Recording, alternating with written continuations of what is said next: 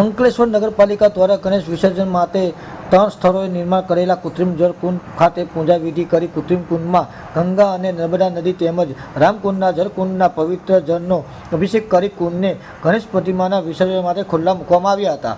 અંકલેશ્વર શહેરના દુધારા દેવ ગણેશજીના 10 દિવસના અતિથિ માણી અનંત ચતુર્થીના રોજ વિદાય લેનાર છે, જેના વિસર્જનમાં તેના તમામ પ્રકારની તંત્ર દ્વારા તૈયારીઓ પૂર્ણ કરવામાં આવી છે.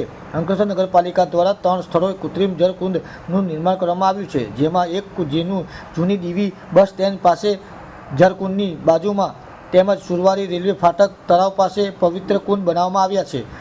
આ જળકુંડમાં નગરપાલિકા પ્રમુખ લલિતાબેન રાજપુરોહિત, મામલેદાર કરણસિંહ રાજપૂત, પાલિકાના કારોબારી અધ્યક્ષ નિલેશ પટેલ, ચીફ ઓફિસર કેશવ કોલડિયાના વરસ હસ્તે ગંગા અને નર્મદા નદી તેમજ રામકુંડના પવિત્ર જળ લાવીને ત્રણેય કુંડમાં પૂજન અર્ચન કરીને પવિત્ર કુંડના વધામણા કરાવ્યા હતા.